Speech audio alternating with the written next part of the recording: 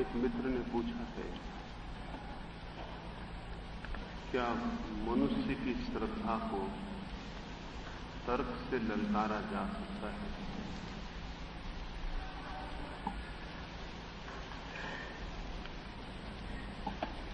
श्रद्धा को तो किसी से भी नहीं ललकारा जा सकता, लेकिन जिसे हम श्रद्धा कहते हैं वो श्रद्धा होती ही नहीं, वो होता है सिर्फ विश्वास।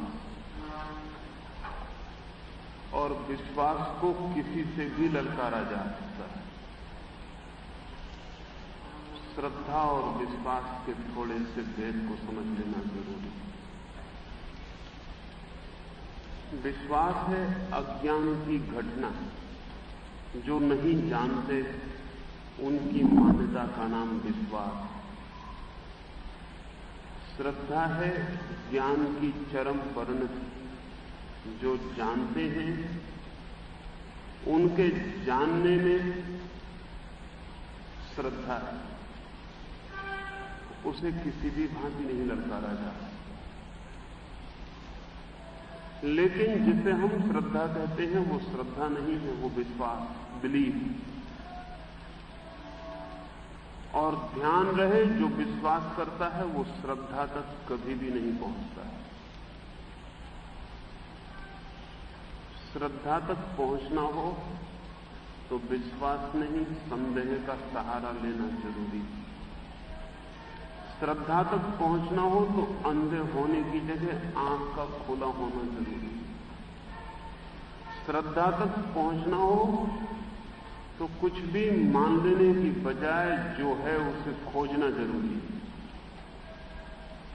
हम सारे इतने कमजोर लोग हैं कि बिना खोजे मान लेते हैं। ये बिना खोजे जो हमने मान रखा है, इसे तो किसी भी भांति से तोड़ा जा सकता है।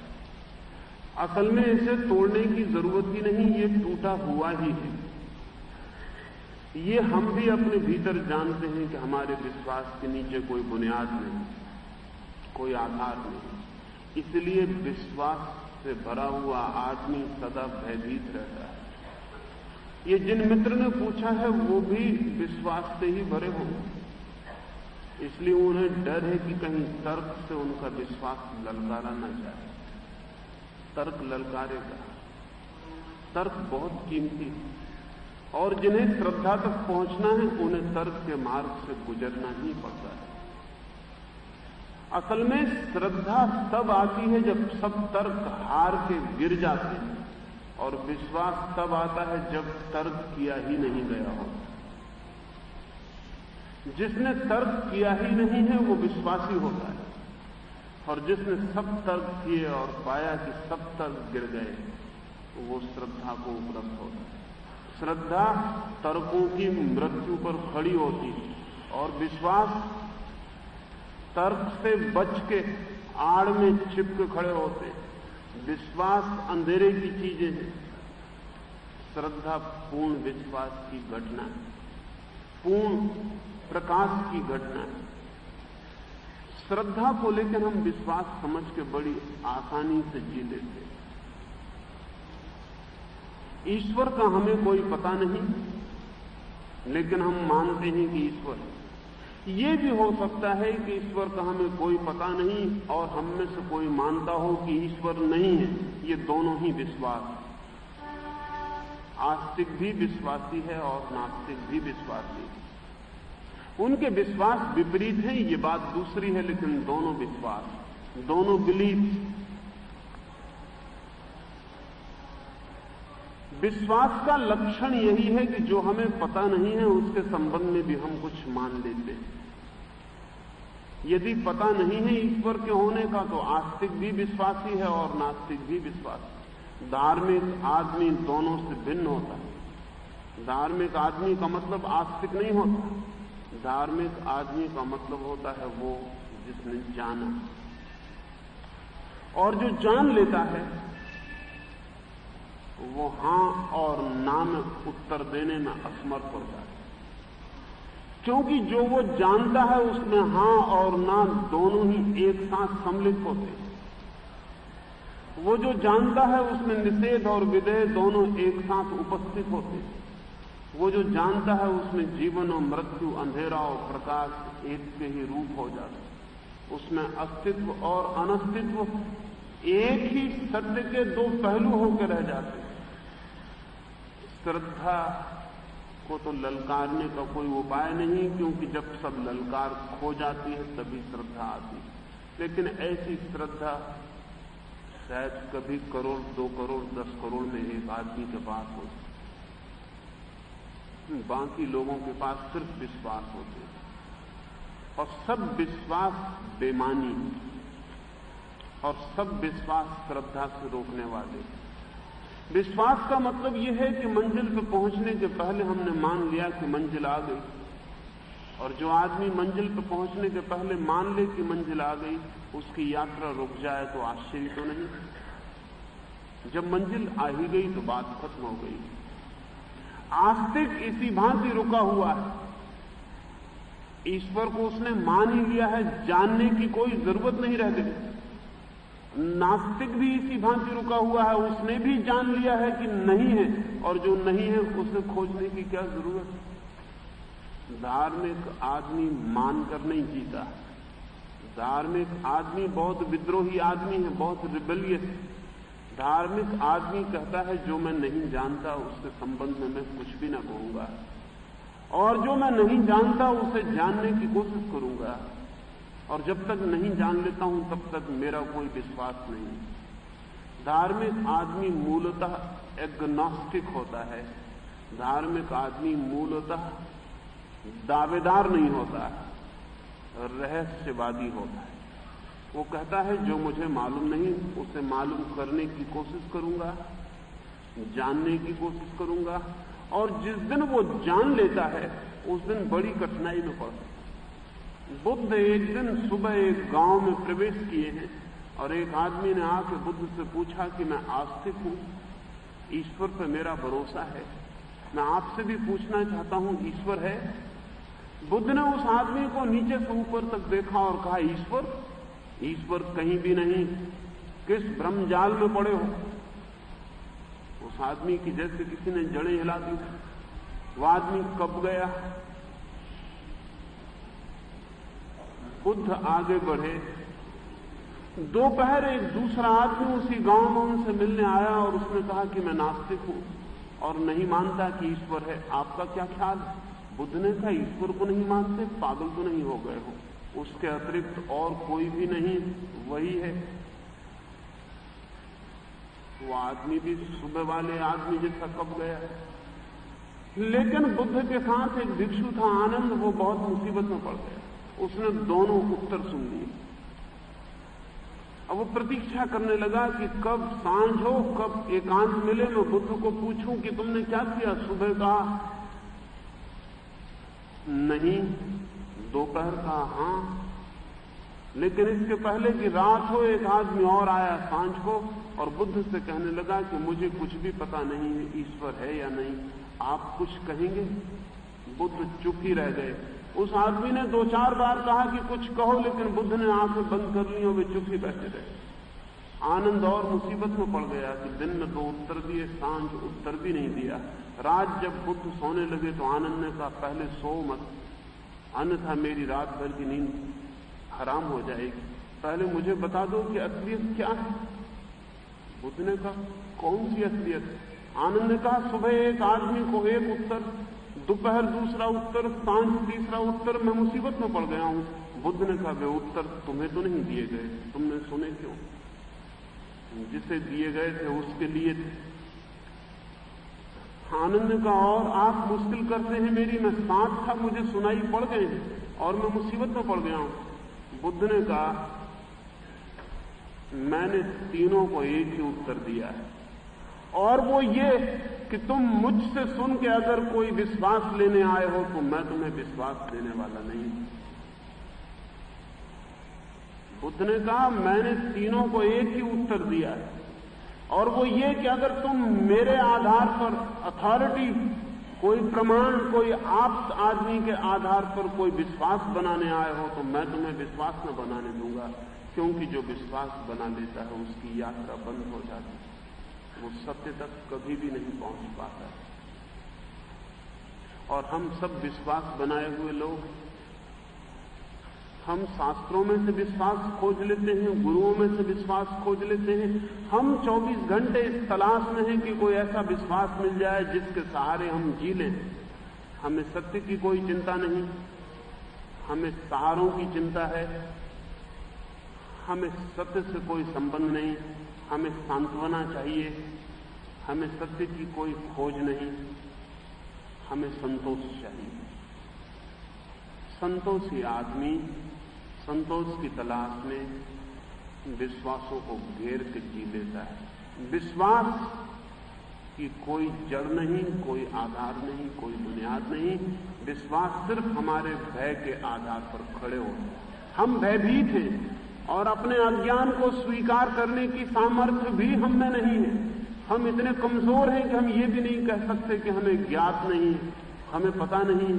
हम अज्ञानी हैं, इसको स्वीकार करने के लिए भी बहुत हिम्मत की जरूरत। इतनी हिम्मत हम में नहीं, इसलिए हम कोई भी विश्वास पकड़ लेते हैं और ज्ञानी बन जाते हैं। बिना जाने जानने का मजा आ जाता है, दावेदार हो जाते हैं और समझ लेते हैं कि पहुंच गए।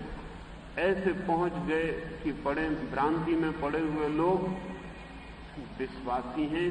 इन विश्वासियों को तो सब तरह से हिला देने की जरूरत है ताकि इनकी यात्रा शुरू हो जाए, ताकि ये खोज पर निकल जाएं। तो मैं आपसे कहूंगा, श्रद्धा को तो तर्क की कोई चुनौती नहीं पहुंचती, क्योंकि श्रद्धा आती ही तब है जब तर्कों की चुनौती के पार आदमी चला जाता है। लेकिन विश्वासों को, बिलीफ को सब तर्क हिला देते हैं। इसलिए विश्वासी कान बंद करके जीता है कि कोई तर्क सुनाई न पड़ जाए।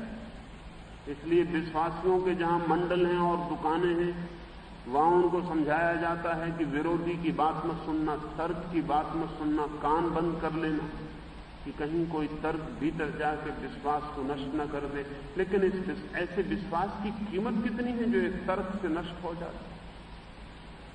ऐसा विश्वास तर्क से भी कमजोर, ऐसे विश्वास का कोई भी मूल्य नहीं। श्रद्धा का जरूर मूल्य है, लेकिन ध्यान रहे श्रद्धा का मतलब ही कुछ और है। श्रद्धा का मतलब है जानने से जो दृढ़ता आती है, जानने से जो मजबूती आती है, जान लेने से जो पैर जमीन पर खड़े हो जाते हैं, जान लेने से जो हिम्मत और साहस आता है, जान लेने से जो आधार और बुनियाद मिल जाती। अब एक अंधा आदमी हो, वो प्रकाश पे विश्वास करता, श्रद्धा नहीं करता। अंधा आदमी प्रकाश पर विश्वास कर सकता है, श्रद्धा नहीं कर सकता। असल में अंधा आदमी श्रद्धा करेगा भी कैसे? एक आंख वाले आदमी को प्रकाश पर श्रद्धा होती, विश्वास नहीं। इन दोनों में इतना ही फर्क है। जो जानता है उसका मानना बहुत और है, वो मानना नहीं है, वो जानना ही है। और जो बिना जाने मानता है वो जानना नहीं है, सिर्फ मानना है। अंधेरे में मानी गई बातों की कोई कीमत नहीं।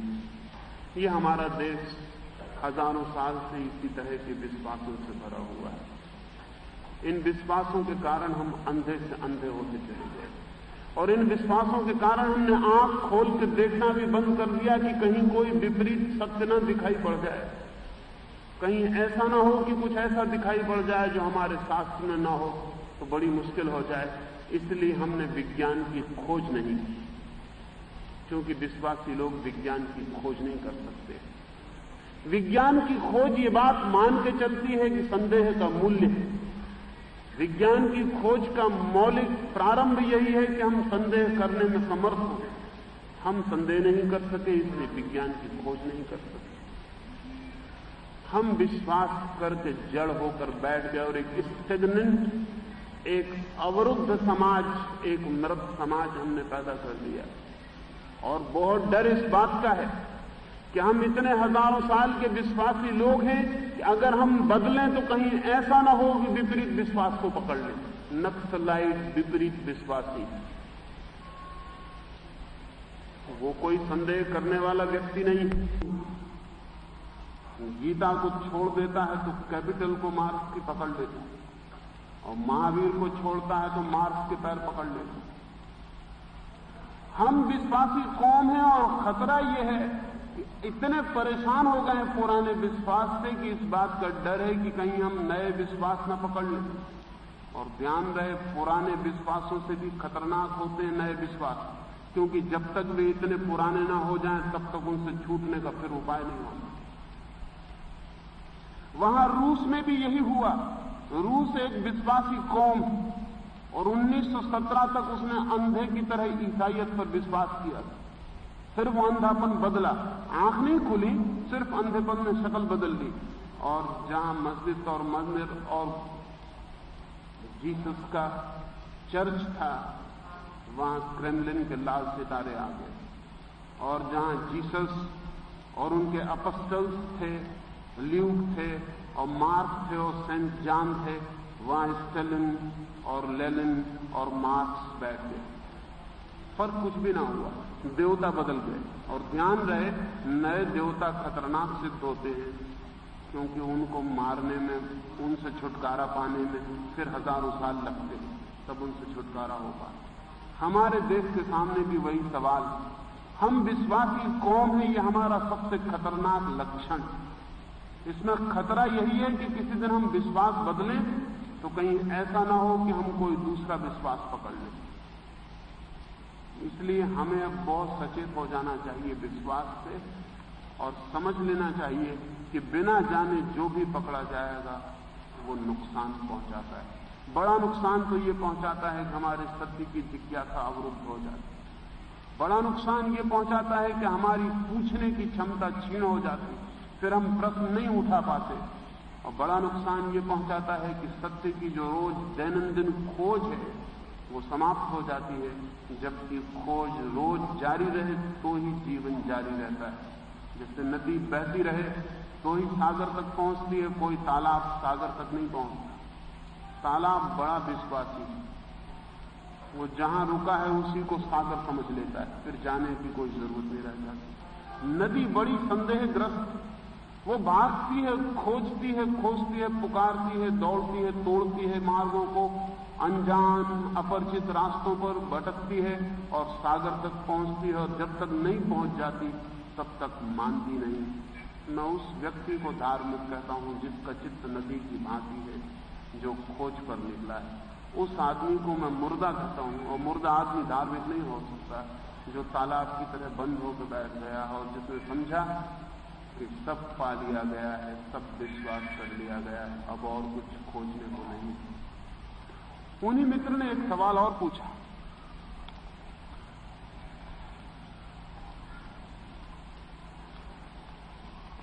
उन्होंने पूछा है कि सनातन सत्यों को खंडन करने से क्या लाभ हो सकता है।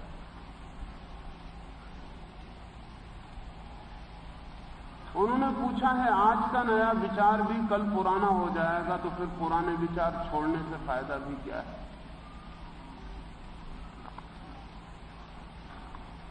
पहली तो बात ये कि जो सत्य सनातन है उसे आज तक कभी शब्दों में प्रकट नहीं किया गया है, और जो भी शब्दों में प्रकट हो जाता है वो सामयिक हो जाता है, सनातन नहीं रह जाता। जो इटर्नल है, वो जो शाश्वत है, वो शब्द के प्रकट होने के बाहर, और जो भी हम प्रकट करते हैं भाषा में, शब्द में, वो सामयिक हो जाता है, युगीन हो जाता है, वो शाश्वत नहीं रह जाता। वेद भी, बाइबल भी, गीता भी, कुरान भी, मैं जो कह रहा हूं वो, और भविष्य में भी कोई आदमी जो कुछ कहेगा वो सभी युगीन सत्य है, शाश्वत नहीं।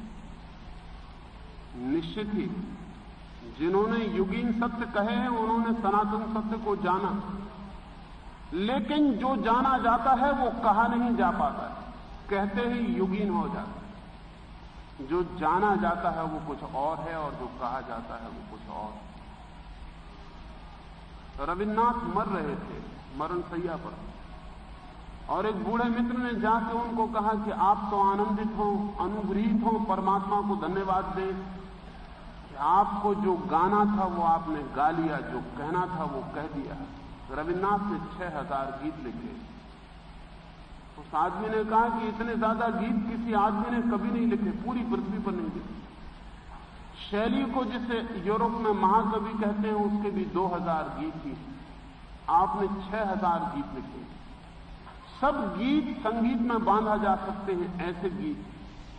आप महाकवि हैं। जब वो ये कह रहा था तब उसने सोचा कि मैं बड़ी प्रशंसा कर रहा हूं, लेकिन जब रविन्द्रनाथ की तरफ देखा तो बहुत हैरान हो गया, उनकी आंख से आंसू झर रहे थे। रविन्द्रनाथ ने कहा, मत कहो, ये बातें मत कहो, क्योंकि मैं जो गाना चाहता था वो अभी तक गा ही नहीं पाया। अभी तो सिर्फ साज बिठा पाया, अभी संगीत कहां बजा। अभी तो सिर्फ ताल ठोक पीट के कुछ बिठाए थे तार, अभी गा कहां पाया। और ये तो विदा का क्षण था। और अंत में उन्होंने कहा कि मैं जानता हूं कि मुझे अनंत समय मिले तब भी मैं उसे न गा पाऊंगा जिससे मैं भीतर अनुभव करता हूं, क्योंकि जब भी मैंने कुछ अनुभव किया और गाया, गाते से ही पता लगा कि जो अनुभव किया था वो शब्द में जाते ही कुछ और हो गया है। कोई सनातन सत्य मनुष्य की भाषा में आज तक उतर नहीं सका, कभी भी उतर नहीं सकेगा। सनातन का अर्थ ही ये है, शाश्वत का अर्थ ही ये है कि हम उसे जान सकते लेकिन कह नहीं सकते। कहना सामयिक हो जाता। सब भाषा समय की भाषा है, सब प्रतीक समय के प्रतीक, सब कहना समय का कहना। सनातन सत्य कहीं भी नहीं है जिनको आप पकड़ के बैठ जाएं। सनातन सत्य जरूर है जिसे अगर पाना हो तो शब्दों की पकड़ छोड़ देनी पड़ती। जिसे भी सनातन सत्य तक जाना है उसे और सभी सत्यों से, शास्त्रीय सत्यों से छुटकारा पाना होता। शास्त्रीय सत्यों में उलझा हुआ आदमी कभी भी सनातन सत्य को उपलब्ध नहीं होता। शब्दों और सिद्धांतों में उलझा हुआ चित्त इतना निर्विकार नहीं हो पाता कि उस निराकार को जान ले।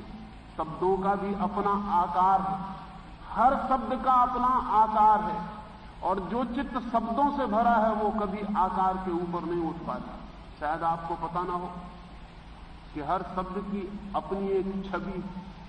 अगर आप एक पतले से कागज पर रेत के बहुत बारीक कण बिछा दें और नीचे से शब्द करें, नीचे से कहें राम, तो उस पतले कागज पर एक खास तरह का पैटर्न, लहरों की एक खास तरह की जाली उस रेत में बन जाएगी। आप नीचे से कहें अल्लाह तो दूसरी तरह की जाली बनेगी। आप नीचे से कहें ओम तो दूसरी तरह की जाली बनेगी। वो जो रेत के कण है तत्काल एक पैटर्न, एक ढांचे में बट जाएंगे। हर शब्द की अपनी ध्वनि है, हर शब्द का अपना रूप है, हर शब्द का अपना आकार है, हर शब्द का अपना रंग भी है, और हर शब्द हमारे भीतर जगह को घेरता है। जितने ज्यादा शब्द भीतर हों, चाहे वे कितने ही पुनीत शास्त्रों से आए हों और चाहे कितने ही पवित्र ग्रंथों से लिए गए हों, उनके कारण भीतर निराकार का दर्शन नहीं हो पाता। और वो जो सनातन है वो निराकार है। सब शब्द छोड़कर जो शून्य में प्रवेश करता है तो वही केवल सनातन सत्य को जान पाता है। लेकिन जिसे हम शून्य में जानते हैं उसे अगर हम शब्द में कहने जाएंगे तो विकृति होनी अनिवार्य। ये ऐसा ही है जैसे कि समझें, आप मेरे घर आए और मैं वीणा पर कुछ बजाऊं और आप सुन के लौटे, और आप ऐसे लोगों के पास पहुंच जाएं जो बहरे हों और आप उनसे कहें कि वीणा बहुत आनंदपूर्ण थी, बहुत रस आया, संगीत था, बहुत ध्वनि थी, बहुत सुंदर, प्राण खिल गए, फूल खिल गए, वो कुछ भी ना सुने, वो आपसे कहें कि आप चित्र बना के बता दो तो थोड़ा हम समझ पाए। बहरे लोग, उनके पास आंखें हैं। मैंने जो आपसे संगीत में बजाया अगर आप कागज पे चित्र बना के बताएं तो जो हालत हो जाए वही हालत जिसे हम शून्य में जानते हैं उसे शब्द में कहने में हो जाती। माध्यम बदल जाता। इसलिए कोई भी सनातन सत्य आज तक नहीं कहा गया, कहने की बहुत बार कोशिश की गई है, कम्युनिकेट करने के बहुत प्रयास किए गए हैं, लेकिन सनातन सत्य नहीं कहा गया। और जिन्होंने भी कहा है उन्होंने भी ये साथ में कहा है कि जो कहना था वो शब्दों में नहीं कहा जा रहा है, जो कहना था वो प्रवचन से उपलब्ध नहीं हो सकता है, न प्रवचन लब्ध, वो नहीं मिलेगा उपदेश, नहीं मिलेगा शब्द। लाओत्से ने जिंदगी भर कोई किताब नहीं लिखी, क्योंकि जब भी लोगों ने कहा कि जो तुमने जाना है वो लिख दो, तो उसने कहा जो मैंने जाना है उसे जब लिखने जाता हूं तो नहीं लिखा जाता, और जो लिखा जाता है वो मैंने जाना नहीं है, इस झंझट में मैं न पड़ूंगा। अंत समय में लोग नहीं माने। लाओत्से देश छोड़कर पहाड़ की तरफ जा रहा था, तो देश के सम्राट ने लाओत्से को चुंगी नाके पर पकड़वा लिया और उससे कहा कि जब तक लिख के ना जाओगे तब तक हम जाने न देंगे। मजबूरी में लाओत्से ने एक छोटी सी किताब लिखी, किताब का नाम है ताओ ते चिंग। उस छोटी सी किताब में थोड़ी सी बातें लिखी हैं, और उन थोड़ी सी बातों में भी सर्वाधिक बार बार जो बात लिखी है वो ये है कि जो मैं कह रहा हूं उस पर विश्वास मत कर लेना, क्योंकि जो मैंने जाना वो कुछ और। जो पहली बात उस किताब में लिखी है वो ये लिखी है कि सत्य कहा नहीं जाता, और जो कहा जा सकता है वो कहने के साथ ही सत्य नहीं रह जाता। सनातन सत्य अगर आपके हाथ में होते तब तो उन्हें छोड़ने की कोई जरूरत न थी। आपके हाथ में सनातन सत्यों के नाम पर केवल सामयिक शब्द हैं। वो हो सकते हैं कि कोई 2000 साल पहले के समय के हों, कोई 5000 साल पहले के समय के हों, कोई और 10,000 साल पहले के समय के हों, इससे कोई फर्क नहीं पड़ता। लेकिन किसी समय की धारा में प्रकट हुए शब्दों का हमारे पास संग्रह, चाहे उसका नाम हम कुछ भी देते हों, चाहे हम वेद कहें, चाहे बाइबल कहें, चाहे गीता, चाहे कुरान, हम कोई भी नाम दें, हमारे पास समय शून्य से उतरी हुई समय की धारा में जो शब्दों की भाषा में झलक आई है, आकृति आई है, वही हमारे पास। ये ऐसा ही है जैसे कि मैं किसी नदी के किनारे खड़ा हो जाऊं और पानी की झलक, पानी के दर्पण में मेरा चित्र बने, और उस चित्र को पानी में बने हुए प्रतिबिंब को कोई मुझे समझ ले कि मैं हूं और उसी को पकड़ के बैठ जाए। समय के बाहर, बियॉन्ड टाइम जो सत्य हैं, उनकी समय की धारा में प्रतिबिंब बनता है। हम उन्हीं प्रतिबिंबों को पकड़ लेते हैं, उन प्रतिबिंबों को पकड़ के हजारों वर्ष तक बैठे रह जाते हैं। हाथ में कुछ नहीं रह जाता, सिर्फ पानी की लहरें होती हैं, कोई प्रतिबिंब नहीं होता। उन्हीं प्रतिबिंबों को पकड़ के यदि कोई सोचता हो कि हमारे पास तो पुराने सत्य हैं, हम नए की खोज क्यों करें, तो उससे ज्यादा गहरी भ्रांति में और कोई ना पड़ेगा, उससे ज्यादा गहरे असत्य में और कोई ना पड़ेगा। असत्य में पड़ने की सबसे सरल तरकीब एक है, और वो ये है कि ये मान लेना कि सत्य हमारे पास सनातन परंपरा से चले ही आ रहे हैं, हम उन्हीं को पकड़ के जी लेंगे, खोज की कोई भी जरूरत नहीं। ध्यान रहे, प्रत्येक व्यक्ति को जिसने सत्य को जाना है उसे पुनः पुनः खोजना पड़ता है। प्रत्येक व्यक्ति को सत्य निजी तौर से खोजना पड़ता है। सत्य की कोई परंपरा और ट्रेडिशन नहीं होती, सत्य की कोई बपौती और वसीयत नहीं होती, सत्य कोई हेरिटेज में नहीं मिलता है कि बाप मरे और बेटे को लिख जाए कि मेरे सत्यों की मालिकियत अब तेरे हाथ। धन मिल सकता है बाप से, क्योंकि धन आदमी की बनाई हुई व्यवस्था है। मकान मिल सकता है बाप से, क्योंकि मकान आदमी का बनाया हुआ इंतजाम है। सत्य नहीं मिलते बाप से, क्योंकि सत्य आदमी का बनाया हुआ इंतजाम नहीं है। सत्य प्रत्येक को स्वयं ही पाने होते। इसलिए जब मैं ये कह रहा हूं कि खोज करें सत्य की, तो मैं ये नहीं कह रहा हूं कि आप कोई नया सत्य खोज लेंगे। खोजेंगे तो आप वही जो सदा से है, जो कृष्ण ने खोजा होगा, जो क्राइस्ट ने खोजा होगा, जिसके दर्शन मोहम्मद को हुए होंगे, जिसे जरथुस्त्र ने झांका होगा, वही झांकेंगे आप। लेकिन जब झांकेंगे तो सदा अपनी निजी खिड़की से ही झांकना पड़ेगा। मोहम्मद की खिड़की पर खड़े होकर झांकने का कोई उपाय नहीं। इसलिए मुसलमान होना बेमानी। कृष्ण की खिड़की पे खड़े होकर झांकने का कोई उपाय नहीं है, इसलिए हिंदी होना नासमझी। महावीर की खिड़की पे खड़े होकर झांकने का कोई उपाय नहीं, इसलिए जैन होने से कोई तृप्त हो जाए तो नासमझ। सत्य अपने ही खोजने पड़ेंगे। सत्य तो वही है, सत्य तो वही है, लेकिन हर बार अपनी ही आंख से उसे जांचना पड़ता है, अपनी ही आंख खोल के उसे पहचानना पड़ता है। न हम दूसरे की जिंदगी जी सकते, न दूसरे की मृत्यु मर सकते, और न हम दूसरे के सत्यों को जान सकते। निश्चित ही जब हम भी जानते हैं तो हमें पता चलता है कि यही तो औरों ने भी जाना, लेकिन इसके पहले ये भी पता नहीं चलता। जिस दिन आप जानेंगे उस दिन आप कह सकेंगे कि ठीक है, किसी ने भी जो जाना होगा वही मैंने भी जाना, लेकिन इससे उल्टा नहीं कह सकते कि जब किसी और ने जान लिया तो मुझे जानने की क्या जरूरत, मैं उसी को मान लूंगा और जान लूंगा। ऐसा नहीं होता। शास्त्र आपकी गवाही बन जाएंगे। जिस दिन आप जानेंगे उस दिन सारे दुनिया के शास्त्र गवाही देंगे कि ठीक पहुंच गए।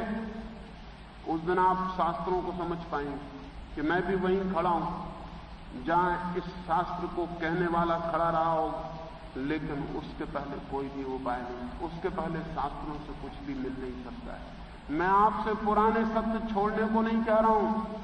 सत्य ना तो पुराना होता और नया होता, सिर्फ असत्य पुराने होते हैं और असत्य नए होते हैं। सत्य तो सदा होता है, पुराने नए का कोई संबंध नहीं है। लेकिन जो सदा होता है उसे सदा सदैव स्वयं ही जानना पड़ता है। सत्य एक निजी अनुभव है, अत्यंत निजी अनुभव है, जिससे प्रेम एक निजी अनुभव है। फिर भी प्रेम में तो दो की जगह होती, सत्य में दो की भी जगह नहीं होती। सत्य में आप निपट अकेले रह जाते हैं, एकाकी रह जाते हैं। आपके पिता ने भी सत्य प्रेम जाना होगा, उनके पिता ने भी प्रेम जाना होगा, मेरे पिता ने भी प्रेम जाना। परंपराओं से लोग प्रेम जान रहे हैं, लेकिन उन सबके प्रेम जानने की वजह से आप ये ना कहेंगे कि जब इतने लोग प्रेम जान चुके तो मैं प्रेम किस लिए जानूं। मैं लैला मजनू की किताब पढ़ लूंगा, मैं शेरी फरियाद को छाती से बांध के रख लूंगा। मैं प्रेम को क्यों जानने जाऊं जब सारे लोग जान चुके सनातन सत्य, तो अब मुझे जानने की क्या जरूरत। लेकिन शेरी फरियाद को घोल के भी पी जाएं तो भी प्रेम का कोई पता नहीं चलेगा। प्रेम को फिर से जानना पड़ेगा, प्रत्येक व्यक्ति को जानना पड़ेगा। सत्य भी प्रेम जैसा है, थोड़ा सा फर्क है। प्रेम को जानने में फिर भी दो व्यक्ति होते हैं, वो निजता भी दो की है। प्रेम दो के बीच एक बहाव, सत्य और भी अकेला है, वो दो के बीच बहाव नहीं है। सत्य एक का ही बहाव है, एक का नितांत अकेलापन है। वो टोटल अलोन, टोटली अलोन, एकदम अकेला जब कोई रह जाता है शून्य में, तब वो जिसे जानता है वो सत्य, वो सनातन। उस सनातन सत्य के लिए ही मैं कह रहा हूं, मैं किसी नए सत्य के लिए नहीं कह रहा हूं, और इसलिए किसी पुराने सत्य के खिलाफ नहीं कह रहा हूं। मैं सनातन सत्य के लिए ही कह रहा हूं। उस सनातन सत्य के खिलाफ वे ही सत्य खड़े हो गए हैं जो कभी उस सनातन सत्य से ही आए थे। कभी उस सनातन सत्य के अनुभव से ही जो शब्द निकले थे उनको ही हम पकड़ के बैठ गए, और अब हम शब्दों में ही जी रहे हैं। शायद आदमी की जिंदगी में भटकाव का जो सबसे बड़ा मार्ग हो सकता है वो शब्द, और शब्द इस भांति भटका सकते हैं कि हम ये भूल ही जाएं कि शब्दों के बाहर भी कोई जगत। हम शब्दों में ही जीते, उठते, बैठते, खाते, पीते। हमारे चारों तरफ शब्दों की एक भारी दीवार, हम उसके पार कभी नहीं उठ पाते, हम उस दीवार को कभी पार नहीं कर पाते। हर आदमी शब्दों की एक गहरी परत में दबा हुआ जीता है और मर जाता है।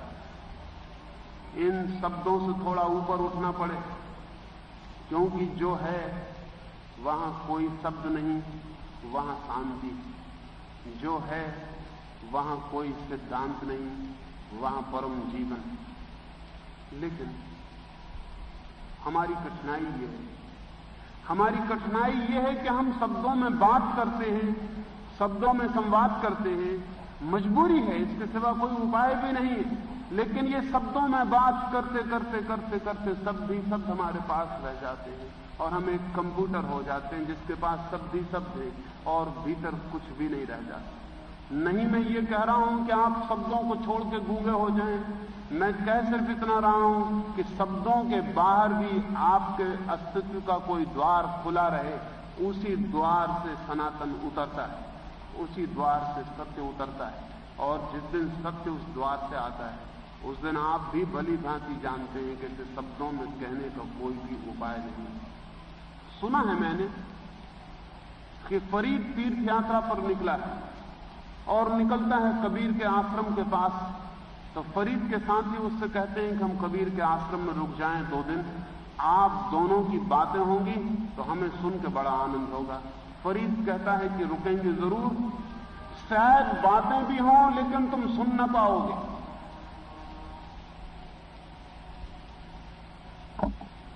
वे फरीद के प्रेमी को समझ नहीं पाते। वे सोचते हैं जब बातें होंगी तो हम जरूर ही सुन पाएंगे। और जब कबीर के आश्रम में खबर पहुंचती है कि फरीद गुजर रहा है यहां से, तो कबीर के भक्त और प्रेमी उनसे कहते हैं हम फरीद को रोक लें, 2-4 दिन वो यहां विश्राम करें, आप दोनों की बातें होंगी तो हमारे लिए तो स्वर्ग का द्वार खुल जाएगा। कबीर कहते हैं बातें जो बोलेगा वो नासमझ होगा। फिर फरीद आता है, कबीर के आश्रम में रुकता है। वे गले मिलते हैं, वे हंसते भी हैं, वे रोते भी हैं, वे पास भी बैठते हैं घंटों, लेकिन कुछ बात नहीं होती। फिर 2 दिन गुजर जाते हैं और भक्तों पर जैसी मुसीबत गुजरी होगी वो हम समझ सकते हैं। वे बेचारे बैठे हैं प्रतीक्षा में प्रतीक्षा में प्रतीक्षा में, घंटे लंबे मालूम होने लगे, घड़ियां गुजरना मुश्किल हो गई।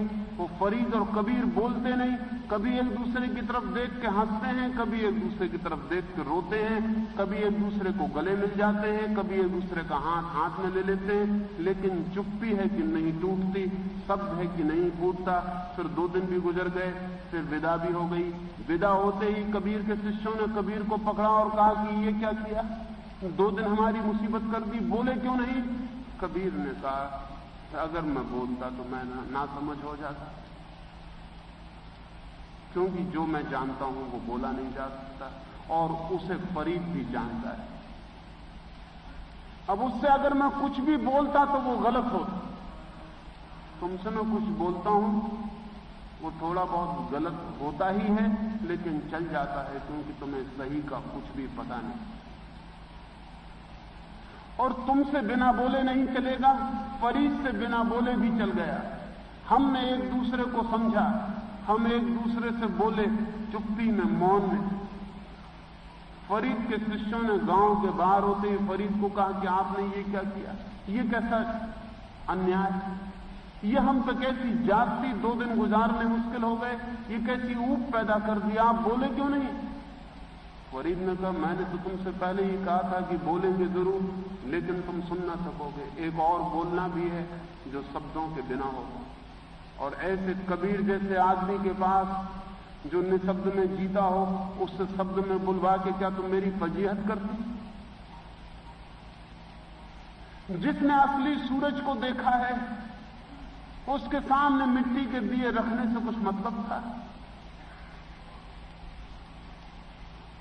और जिसने असली सोना देखा है उसके सामने पीतल के गहने प्रकट करने से क्या कुछ मेरी अमीरी प्रकट हो?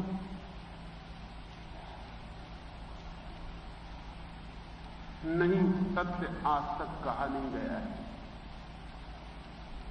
सत्य की जगह गैप, खाली जगह छूट गई। इसलिए अगर असली शास्त्र पढ़ना हो तो जहां जहां अक्षर हो वहां वहां छोड़ के जहां जहां खाली जगह हो वहां वहां पढ़ लेना। बिटवीन द लाइन्स, लकीरों के बीच में, शब्दों के बीच में जहां खाली जगह हो वहां जरा गौर से देखना, शायद वहां सत्य मिल जाए। शब्दों में सत्य नहीं मिलेगा, वहां सिर्फ आड़ी टेढ़ी लकीरें हैं, स्याही से खींची गई। कोरे कागज में शायद मिल जाए, बड़े कागज में ना मिलेगा। कोरे कागज में शायद इशारा हो, भरे कागज में कोई इशारा नहीं है। खाली जगह में खोजना, क्योंकि भीतर भी वो खाली जगह और कोरे मन को उपलब्ध होता है। इसलिए जो मित्र ने ये पूछा है, मैं किन्हीं नए सत्यों के लिए नहीं कह रहा हूं, किन्हीं पुराने सत्यों के खिलाफ नहीं कह रहा हूं। पकड़े गए सत्य असत्य हो जाते हैं, उनके खिलाफ कह रहा हूं। जाने गए सत्य ही सत्य होते हैं, उनके पक्ष में कह रहा हूं। सनातन को जानना हो तो सामयिक से मुक्त होने की जरूरत है।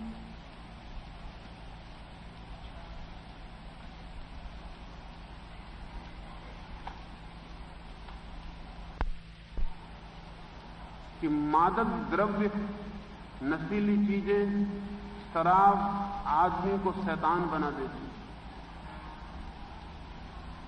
तो आप उनके विरोध में क्यों कुछ नहीं बोलते? ये सवाल महत्वपूर्ण है, इसे थोड़ा समझना उपयोगी। पहली बात तो ये समझना उपयोगी है कि आदमी बेहोश क्यों होना चाहता, और ऐसा कोई युग नहीं हुआ जब आदमी बेहोश न होना चाहो। चाहे वेद के युग का सोमरस हो, चाहे शराब हो, गांजा हो, अफीम हो, भांग हो, या आधुनिक युग का मेस्कलीन हो, एलएसडी हो, मारिजुआना हो, इससे कोई फर्क नहीं पड़ता। आदमी बेहोश क्यों होना चाहता है? ठेठ वैदिक ऋषियों से लेकर एल्डस हक्सले तक आदमी बेहोश क्यों होना चाहता है? जरूर आदमी की होश की जिंदगी सुखद नहीं। आदमी की होश की जिंदगी वेदनापूर्ण। आदमी जहां जीता है वहां कष्ट है, पीड़ाएं हैं। आदमी जैसे जीता है वहां दुख और जहर और जहर। आदमी जैसा है वहां कांटे ही कांटे हैं। इस सब को भूलने की जरूरत आदमी को सदा से मालूम होती रही। भूलने के उसने बहुत से उपाय खोजे, रासायनिक तरकीबें खोजी हैं भूलने की, धार्मिक तरकीबें खोजी हैं भूलने की, शारीरिक तरकीबें खोजी हैं भूलने की, मानसिक तरकीबें खोजी हैं भूलने की। बहुत तरह की तरकीबें खोजी। एक आदमी गांजा पी के भूल जाता है उस जिंदगी को जहां वो था, उन लोगों को जिनसे संबंधित था, उन बातों को जो उसकी छाती पर पत्थर बन गई। शराब पी के भूल जाता उस सब व्यापार को, दुकान को, बाजार को, जो उसके प्राणों में तीरों की तरह छिद गए। अफीम खा के भूल जाता है उस पत्नी को जिसके साथ सोचा था एक स्वर्ग बन जाएगा, लेकिन नर्क बन गया। मस्कलीन ले लेता है, एलएसडी ले लेता है, और हजार तरकीबें हैं जिनमें वो अपने को भुला देता है। थोड़ी देर को वो नहीं हो जाता है। और जैसे जैसे सभ्यता बढ़ी है वैसे वैसे ये भुलाने की आकांक्षा तीव्र हुई। लेकिन कुछ लोग हैं जो बिना इसको समझे कहेंगे कि मादक द्रव्य बंद कर दिए जाएं।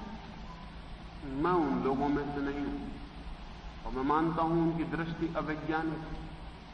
मैं मानता हूं कि जिंदगी में दुख कम हो, मैं मानता हूं जिंदगी में आनंद हो, मैं मानता हूं जिंदगी में रस के द्वार खुले तो दुनिया से मादकता अपने आप छीन हो जाए।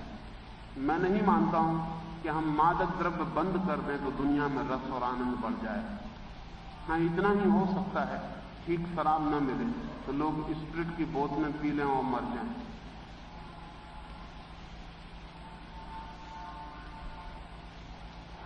आदमी जैसा है वैसा याद रखने योग्य नहीं। मेरे लिए इसलिए आदमी कैसा हो यह सवाल है जैसे कि भूलने की जरूरत न रह जाए। ध्यान रहे, अगर आप आनंदित हैं तो आप कभी भी भूलना नहीं चाहते। जब आप दुखी हैं तभी आप भूलना चाहते हैं। आप भूलना चाहते तभी हैं जब कुछ चीज है जिससे आप पीठ फेर लेना चाहते हैं। वो कुछ भी हो, इससे कोई फर्क नहीं पड़ता। जिंदगी ऐसी बनाने की जरूरत है और आदमी की जिंदगी को ऐसे नियम और ऐसी व्यवस्था और ऐसी दिशा देने की जरूरत है कि जिंदगी में इतना रस और इतना आनंद हो सके कि जो भूले जिंदगी को वो अपने आप नासमझ सिद्ध हो जाए, वो खुद की आंखों में नासमझ सिद्ध हो जाए। लेकिन जिंदगी हम ऐसी नहीं बना पाते। उल्टे हम जिंदगी में ये भुलाने की जो तरकीबें हैं चाहते हैं कि कोई कानून इन तरकीबों को रोक दे। कोई कानून इनको नहीं रोक पाएगा, क्योंकि आदमी की जरूरत, जैसा आज आदमी है उसकी ये जरूरत, तब हजारों साल की शिक्षाएं, हजारों साल के धर्म गुरुओं के उपदेश कुछ मतलब नहीं ला पाते, कुछ प्रयोजन हल नहीं होता। कुछ लोग चिल्लाए चले जाते हैं कि पाप है और नरक चले जाओगे, और कुछ लोग पाप को मजे से किए चले जाते हैं और नरक की बेफिक्र यात्रा करते रहते हैं। उनके चिल्लाने से कोई फर्क नहीं होता।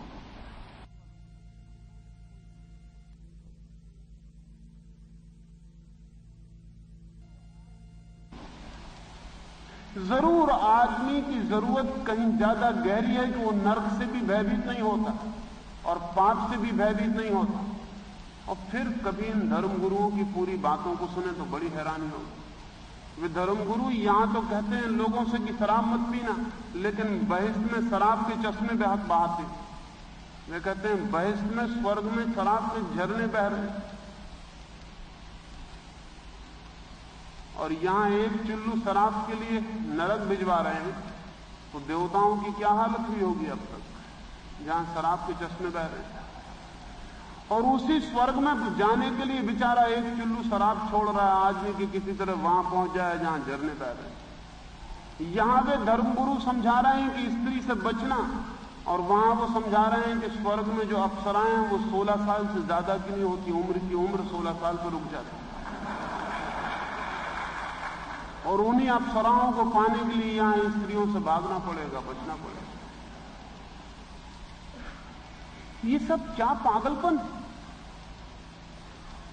वही प्रलोभन जिसे यहां रोक रहे हो, वही प्रलोभन वहां दे रहे हो। जरूर आदमी की जरूरत बहुत गहरी मालूम पड़ती। वे तुम्हारे स्वर्ग में भी ना जाएंगे अगर वहां शराब के चश्मे ना हो, और अगर वहां की औरतें 16 के ऊपर बढ़ जाती हो तो वे कहेंगे ऐसे स्वर्ग में रहने तो हम नरक में ही जाना पसंद करते। धर्म गुरुओं को भी पता है कि आदमी की बुनियादी जरूरतें क्या हैं, लेकिन उन बुनियादी जरूरतों को समझने की चिंता नहीं है। मुझे ऐसा लगता है कि आज तक आदमी की बुनियादी जरूरतों को समझने की सहानुभूति ही नहीं दिखलाई गई। आदमी की बड़ी जरूरत तो यह है कि उसकी जिंदगी आनंद की एक धारा होनी चाहिए, दुख की एक धारा नहीं। और जब तक दुख की धारा है तब तक वो किसी तरह का नशा खोजे तो क्षम्य है, अपराधी नहीं। और जब तक हम ऐसी जीवन की व्यवस्था नहीं बना सकते जहां आदमी का जीवन सुख और आनंद और नृत्य हो जाए, तब तक मैं समझता हूं कि बजाय शराबबंदी के सरकारों को कोशिश करनी चाहिए अच्छी शराब बनाने की, ऐसी शराब बनाने की जो लोगों के स्वास्थ्य को नुकसान न पहुंचाए, ऐसी शराब बनाने की जो लोगों के ऊपर हैंगओवर न लाती हो, ऐसी शराब बनाने की जो उनके लिए स्वास्थ्यप्रद हो जाए, ऐसी शराब बनाने की जो उनको बीमारियों में न डालती, और ऐसी शराब बनाई जा सकती। जब आदमी चांद पे पहुंच सकता है तो अब ये बकवास की बातें हैं कि ऐसी शराब नहीं बनाई जा सकती। आज विज्ञान की इतनी समझ है कि हम इस तरह की शराब में बना सकते हैं, बल्कि सच तो यह है कि इस तरह के मादक द्रव्य खोज लिए गए हैं, लेकिन दुनिया में जिनके शराब के व्यापार हैं वो उन द्रव्यों को बाजार में आने देने के लिए राजी नहीं, क्योंकि शराब के व्यापार का क्या होगा। सच बात यह है कि एलएसडी या मैस्कलीन बहुत ही निर्दोष मादक द्रव्य है, बहुत इनोसेंट, जिनसे सच में ही शायद ही कोई थोड़ा बहुत नुकसान पहुंचता हो। वो नुकसान भी काटा जा सकता है, लेकिन दुनिया भर की सारी हुकूमतें उनके खिलाफ, और जो आदमी उन पर प्रयोग कर रहे हैं उनको सजाएं दी जा रही हैं और जेलों में डाला जा रहा है। क्योंकि डर इस बात का है, दो तरह के डर हैं। एक तो शराब बेचने वालों को डर है और एक शराब के खिलाफ सिद्धांत बेचने वालों को डर है। दो डर। एक तो शराब के कारखानेदारों को डर है कि अगर कोई ऐसी शराब निकल आए जो स्वास्थ्यप्रद हो, आनंददायी हो और जिसमें शराब की कोई भी भूलें और गलतियां और बुराइयां ना हो, तो शराब के विश्वव्यापी व्यापार का क्या हो। और दूसरा डर है धर्मगुरुओं को कि अगर ऐसा नशा निकल आए जिसमें कोई नुकसान ना हो, तो फिर हम किस शराब के खिलाफ भाषण करेंगे और लोगों को किस शराब के खिलाफ समझाएंगे और लोगों को किस शराब के खिलाफ व्रत दिलवाएंगे। अणुव्रत आंदोलनों का क्या होगा, बहुत मुश्किल हो जाएगी। धर्मगुरु भी खिलाफ है कि ऐसी कोई चीज नहीं खोजी जानी चाहिए। और भी एक कारण है कि ये जो लोग अपने को भूलना चाहते हैं, यही लोग मंदिरों मस्जिद में भी आते हैं। ये अपने को भूलने वाले लोग अगर नए ढंग के हुए तो सिनेमा जाते हैं और अगर जरा पुराने ढंग के हुए तो मंदिर और मस्जिद में जाते हैं। जो अपने को भूलना चाहता है वो कई तरह की तरकीबें खोजता है। जाके कोई आदमी भजन कीर्तन ताल मजीरा बजाने लगता है और कोई आदमी फिल्म पर चलती हुई तस्वीरें देख के अपने को भुला लेता है। ये दो ढंग हैं, पुराने नए। कोई आदमी रामलीला देख के अपने को भुला लेता है, कोई आदमी जाके फिल्म देखा, कहानी वही है, वही ट्रायंगल, वही प्रेम का झगड़ा, वही एक स्त्री और दो आदमियों के बीच तनाव, वही फिल्म में हो रहा है, वही रामलीला में हो रहा है। लेकिन पुराने ढंग का आदमी धार्मिक मालूम पड़ता है और नए ढंग का आदमी अधार्मिक मालूम पड़ता है। दोनों की तलाश एक, दोनों कहीं जाके किसी बात में अपने को भूल जाना चाहते हैं। ये जो भूल जाना है, मैं इसे सहानुभूति से देखता हूं और मैं मानता हूं कि अभी तक हम आदमी की जिंदगी में ना तो ऐसा समाज ला पाए, न हम आदमी की जिंदगी में ऐसा विज्ञान ला पाए, न हम आदमी की जिंदगी में ऐसा धर्म ला पाए जो उसको आनंद से भर दे। इसलिए आदमी भूलना चाहता है। दो उपाय, एक तो ये कि हम उस दिशा में खोज करें, बड़ी कठिन है वो बात, क्योंकि उस दिशा में खोज करने में हमारे हजारों जिंदगी की व्यवस्थाओं को चोट पहुंचती।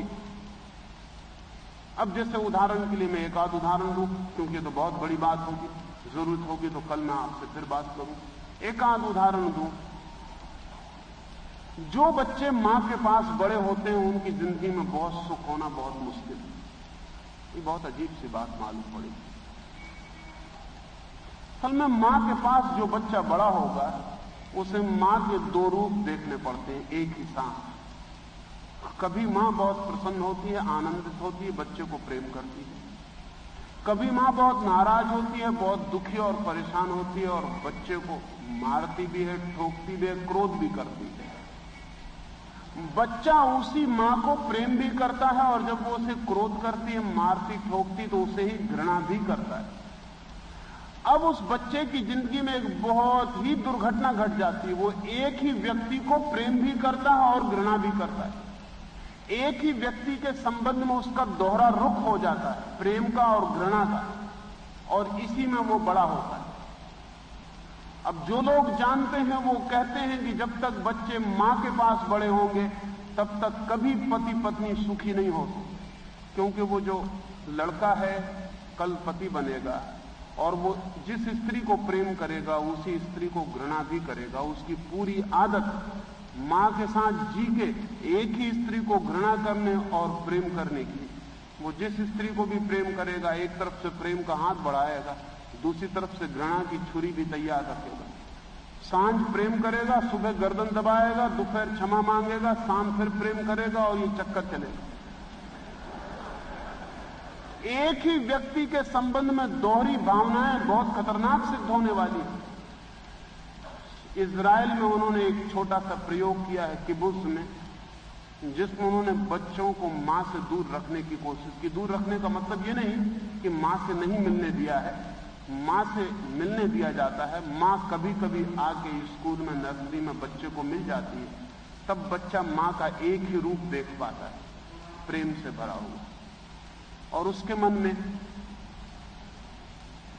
आत्मविरोधी दो स्वर पैदा नहीं हो पाते। मां जब भी उसे मिलने आती है 15 दिन में, महीने में, सप्ताह में, तभी आके उसे गले से लगाती है। स्त्री का रूप, उसके मन में प्रेम का ही रूप निर्माण होता है। और मां जब दुखी होती, परेशान होती, तो मिलने ही नहीं आती। वो मिलने ही तब आती जब वो खुद ही आनंदित होती, तब वो अपने बेटे को देखने आती।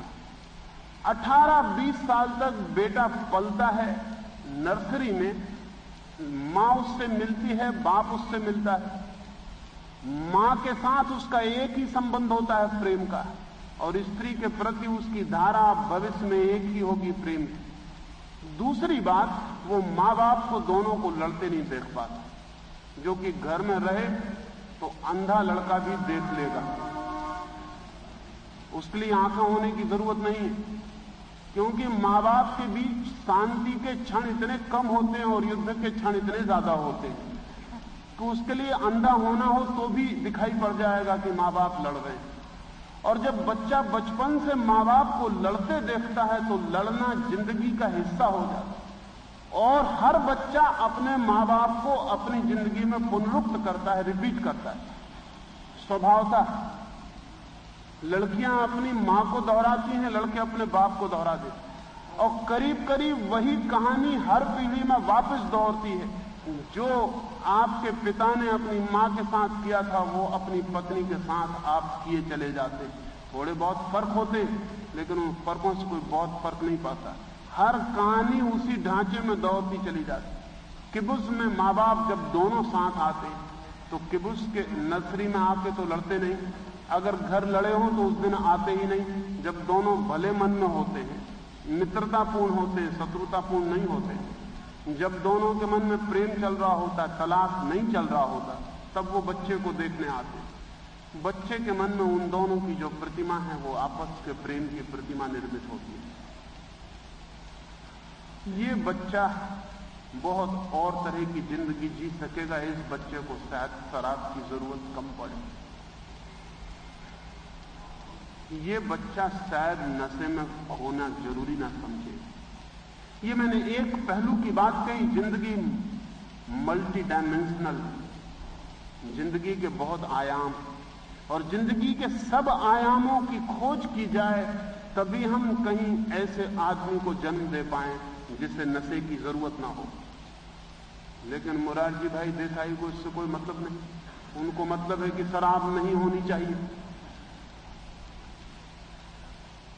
उन्हें पता नहीं कि कुछ लोग 3-4 घंटा चरखा काट के उसी तरह अपने को भूल जाते जिस तरह कोई आदमी शराब पी के अपने को भूलता।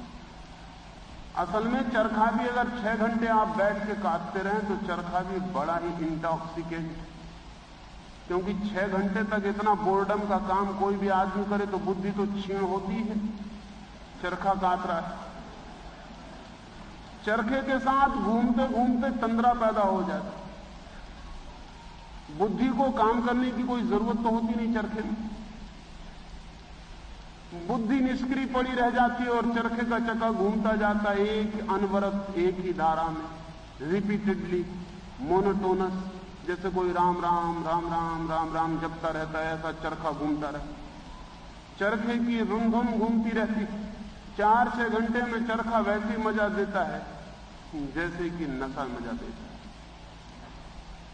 लेकिन कोई चरखे में भुला लेता है अपने को, कोई किसी और ढंग से भुला लेता है अपने को। आदमी भुला रहा है, और आदमी तब तक अपने को भुलाता रहेगा जब तक आदमी आनंद की कोई धारा न खोज ले। तो या तो हम समाज की एक व्यवस्था खोजें, लेकिन ये कब होगा ये कहना मुश्किल। ये उटोपिया कभी आएगा जमीन पर, कहना मुश्किल। लेकिन प्रत्येक व्यक्ति अगर चाहे तो अपने जीवन में आनंद की धारा जरूर खोज सकता है। सारे अवरोधों के बावजूद अगर कोई व्यक्ति चाहे तो अपने भीतर से आनंद के स्रोत खोज सकता है। मैं अपने भीतर आनंद के स्रोत खोजने की व्यवस्था को ही ध्यान कहता हूं। हमारे भीतर भी आनंद की बड़ी रसपूर्ण ग्रंथियां हैं, लेकिन हम उन तक कभी जाते नहीं। हम अपने बाहरी जीते और बाहरी जी के समाप्त हो जाते। हमें उस खजाने का पता ही नहीं चलता जो हमारे भीतर दबा है। अगर कोई व्यक्ति ध्यान की उस भीतर की धारा को खोज ले तो उसे जगत में फिर शराब और नशे की कोई जरूरत नहीं रह जाती, राम धुन की भी कोई जरूरत नहीं रह जाती और चरखा काट के बुलाने की भी जरूरत नहीं रह जाती, इलेक्शन लड़के भी अपने को बुलाने की जरूरत नहीं रह जाती और गरीबों की सेवा में भी अपने को बुलाने की जरूरत नहीं रह जाती और शराब पीने की और ताश खेल के अपने को बुलाने की और रोटरी और लाइन्स में बैठ के अपने बुलाने की भी जरूरत नहीं रह जाती। बुलाने की जरूरत विदा हो जाती है अगर हमारे भीतर रिमेंबरिंग आ जाए, उसका स्मरण आ जाए, जो हमारा भीतर आनंद स्रोत, वो आनंद स्रोत ध्यान की कुदाली से खोदा जा सकता है। एक अंतिम सवाल एक मित्र ने पूछा है कि ध्यान से प्रयोजन क्या है? यही है प्रयोजन ध्यान। आपकी जिंदगी दुख की एक कहानी न रह जाए, बल्कि आनंद का एक झरना बन जाए और आपके भीतर, प्रत्येक के भीतर इतनी क्षमता है और इतने अनंत स्रोत हैं कि वे सब अगर प्रकट हो जाएं तो आपकी जिंदगी में चारों तरफ फूल और सुगंध फैल जाए और चारों तरफ आपकी जिंदगी में वीणा बजने लगे, फिर उसे बुलाने की जरूरत न हो। जिन मित्रों को ध्यान में सच में ही आकर्षण है और जो ध्यान के संबंध में कुछ समझना चाहें, उनके लिए रात की अलग बैठक है।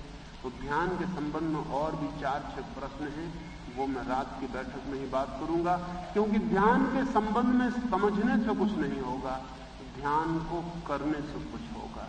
आप आ जाएं 9:30 बजे रात और ध्यान को करके देखें और देखें अपने भीतर जाके और खोजें उसे जो आपके भीतर आपकी संपत्ति छिपी है। जिस दिन उस संपत्ति पर आपका हाथ पड़ जाए, उस दिन से दुनिया में आपको अपने को विस्मरण करने की जरूरत नहीं रह जाती। मेरे लिए धर्म आत्मस्मरण, सेल्फ रिमेंबरिंग, और मेरे लिए धर्म के अतिरिक्त कोई भी आदमी ऐसा नहीं है जो अपने को बुलाने का कोई रास्ता न खोजे। रास्ते अलग होंगे लेकिन रास्ता खोजना ही पड़ेगा। सेक्स में, संगीत में, सिनेमा में कहीं ना कहीं रास्ता खोजना पड़ेगा अपने को भूलने का, क्योंकि हम इतने दुखद हैं कि अपने साथ जीना बहुत ही कठिन। ये बहुत मजे की बात, अगर आपको एक कमरे में अकेला छोड़ दिया जाए तो आप कहते हैं बड़ी मुश्किल हो जाती है, अकेले जीना बहुत मुश्किल हो जाता है। लेकिन आपने कभी सोचा कि अकेला जीना मुश्किल हो जाता है? इसका मतलब क्या है? इसका मतलब है अपने साथ जीना मुश्किल हो जाता है। और मजा यह है कि जिस मित्र के साथ आप मिलकर आनंद उठा रहे हो, वो भी अकेले में जीने में इतनी ही मुश्किल पाते हैं। और दोनों जो अकेले जीने में मुश्किल पाते हैं, तो दोनों मिलकर आनंदित कैसे हो जाएंगे? मुश्किल दुगनी हो सकती है, आनंद नहीं हो सकता। जैसे दो भिखारी रास्ते पर खड़े होकर एक दूसरे से भीख मांगने लगे, ऐसे ही हम सारे लोग हैं। अकेले में हर आदमी मुश्किल में पड़ जाता है, दूसरे के साथ बड़े आनंद में दिखाई पड़ता है। ये दिखाई पड़ना सिर्फ दिखावा होगा, थोड़ी देर में मुश्किल आ जाएगी, चेहरे थोड़ी देर में हट जाएंगे और असली चीजें प्रकट होंगी, और तब दूसरे के साथ जीना भी मुश्किल हो जाता है। असल में जीना मुश्किल है क्योंकि जीने के स्रोत का हमें कोई भी पता नहीं, जीने के राज और जीने की कुंजी का हमें कोई पता नहीं, उस महल का हमें कोई पता नहीं जिसके द्वार पर हम खड़े उसकी कुंजी खोजी जा सकती। उसकी कुंजी की खोज ही धर्म, और उस कुंजी का नाम ध्यान। जिन मित्रों को उस कुंजी का ख्याल हो वो आए रात उस कुंजी की तलाश में थोड़ा श्रम करें, थोड़ा सा ही श्रम, वो कुंजी निश्चित मिल जाती है। जीसस के एक छोटे से वचन से मैं अपनी बात पूरी करूं। जीसस ने कहा है तुम एक कदम चलो उस परमात्मा की तरफ, और वो परमात्मा हमेशा तुम्हारी तरफ 1000 कदम चलने को तैयार है। लेकिन हम एक कदम भी नहीं चल पाते, वही हमारा दुख है। वो एक कदम हम उठा पाएं तो हमारे ऊपर अनंत वर्षा हो जाती है आनंद। फिर शराब बंद नहीं करनी पड़ती, फिर शराब बेमानी हो जाती, फिर शराब को छोड़ना नहीं पड़ता, शराब को पीना असंभव हो जाता है। कुछ और प्रश्न रह गए, वो कल सुबह मैं आपसे बात करूंगा। मेरी बातों को इतनी शांति और प्रेम से सुना, उससे अनुग्रहित हूं और अंत में सबके भीतर बैठे प्रभु को प्रणाम करता हूं। मेरे प्रणाम स्वीकार।